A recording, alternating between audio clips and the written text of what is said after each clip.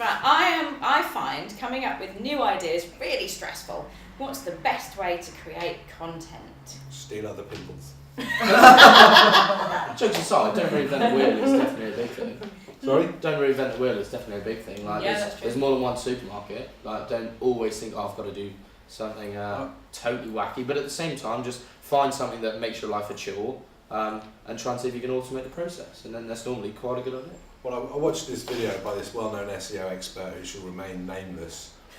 And the whole thing, I thought the whole thing was going to be about creating viral content so that you could get lots of likes and shares and you could create this large social footprint which would boost your SEO.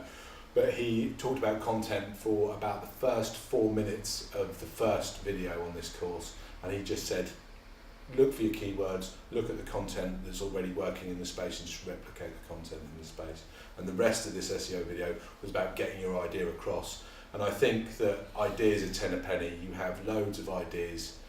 You go down the pub and the pub is full of people with ideas for making money, and their grandfather who invented the drawing pin but never patented it, and all those sorts of things. But actually, ideas are very, very easy. It's the execution that matters, isn't it? Yeah, put a notepad by the bed or in the car. The amount of times I'm pulling over and saying, oh, better write this down, or calling up the hosting company to say I've got a new domain I want to buy, it's called pingapples.co.uk. Yeah, just all the time. Grab your voice recorder. Yeah, exactly. I just need to get this out of my head. Yeah, and the amount of calls I make to people, what do you think of this idea? It's crap, and then you're just back to the start. I think keep a note of what you've already used, because you just keep repurposing it, because you can take a tiny piece of content and turn that into a whole programme and vice versa. Go through the whole process. And also, think baby steps. We were talking to someone the other day and saying, talk it to me as if I'm an 8-year-old child, and people always look at you as if you're some sort of weirdo, which is I get used to, but that's fine. But it's so true, because people really try and overcomplicate stuff. And talking the other day, it happens nearly every day. Something will come up, and I think, oh, I'm not going to do a blog on that or a video on that because it's really boring and everyone knows it, and it's like so basic it can't possibly be useful. And then someone will say, I'll see someone else post it. And then the reaction will be, oh my God, that's so amazing. I never knew that. Oh, it's been the most useful thing I've seen all year. And you think, really? Yeah. So I think often that's amazing. We get in our own way, don't we? Because we try and think, oh, that's too basic. But actually, often, it's the very basic stuff that gets the most reaction, certainly in the free content sphere. Yeah. Because if you're getting complicated, people are normally paying you for that, aren't they? Whereas if it's very basic, that's the free stuff generally. Interestingly though, I think you really nailed a point that I see this all the time. So I help a lot of experts get stuff out of their head to plan their book. And they take for granted all the cool stuff they've got, because they assume, oh, everybody knows that. I'm like, your readers don't know that, because that's why you're the expert and they're not. So usually there's like a massive amount of really basic stuff in our heads that's the coolest content on the planet, that we're assuming everybody will know that. It will look stupid to share that.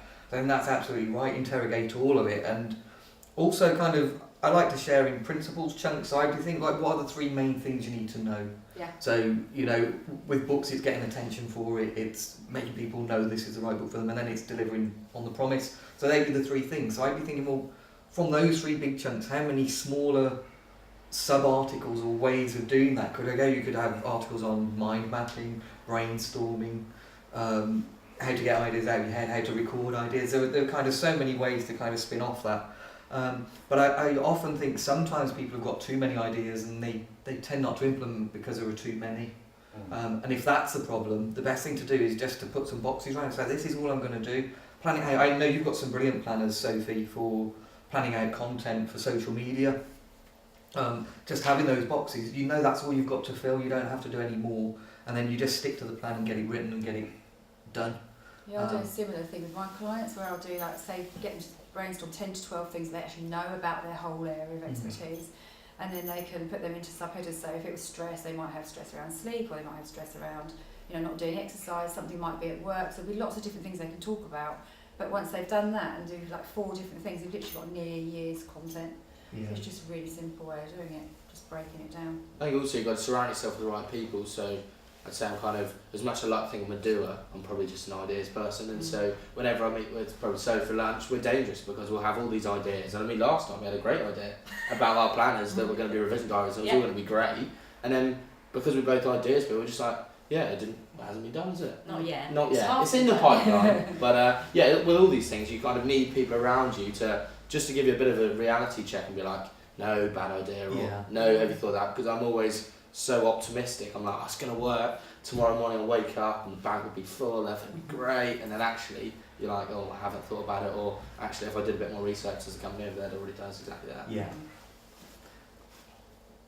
I'm waiting for you to say something. I was going to say something about incredible. with what you said about the video and with what Ruby's saying about the content and Joe about the books, you should never underestimate the power of your own personality to make something unique, even if the idea has been spun 1,000 times before. The way that you say it might actually engage somebody in a different way because they like you and they like your style and they like what you've done in your kind of social currency, rather than somebody else who's saying it who might be outside of their market or outside of their sort of social sphere of influence. So never underestimate your own power to make an idea different. So much so, don't worry about other people stealing your ideas, because they'll never be able to do it in the same way that you're doing it. So your idea will always have that uniqueness, and don't underestimate the power of your own personality to really colour and flavour an idea. And that, I guess, comes back to branding and your whole thing, doesn't it? So we follow different people, don't we? I certainly go through phases where for maybe 6 months, a year, 2 years, maybe even longer, you are quite interested in a specific person within an industry, and you follow them and you're interested in what they're saying, and then it may be that you then almost outgrow them, or your focus shifts or something happens, and then you suddenly look back and think, oh God, I was like really focused on following them for a while, and then now I'm not, I'm now following this person. But as you say, they say things slightly differently, but it may be that you hear the same thing every month for 12 months, and then it's only on the 13th time of hearing it that you think, oh my goodness, that's relevant to me right now, whereas the previous 12 months it's either not been relevant, or it's yeah I know, and I'm not ready to take action on it, and suddenly there's something happens and you're ready, and you just need to be that person saying that thing to the right person at the right time, I guess, is another thing. But repurposing content is a biggie, I think. You touched on that. Yeah. Because I always say to people, you know, if you, for example, doing a video, you've got a video, take it into an MP3 and then share it as a podcast. Add it to, create it, get someone to then write the copy of that, so rewrite it, transcribe it, and then you've got a blog post with an MP3 so people can listen or they can read, and then take the text and take out little snippets and create tweets or Facebook posts or memes and quotes. So suddenly one video has become all of this content. I'm always saying about, at the moment obviously Facebook Lives are a big thing, and I'm always saying in terms of engagement and getting the most from your time, if you do a Facebook Live, then you have a higher engagement and a higher reach. So then you take that Facebook Live, you download it as a video, you then upload that video to YouTube, so then you've got maximum exposure on Facebook, and then you can use it on YouTube and upload it to wherever else you want to upload it to. But if you upload it straight to YouTube, having recorded it, you miss out on this whole chunk of engagement and social proof and all the other stuff that you get from just doing that. And it's the same amount of time, but you get much more from just doing it in one way than doing it another way. So that's about being a bit clever with your content as well, to create new content, I think.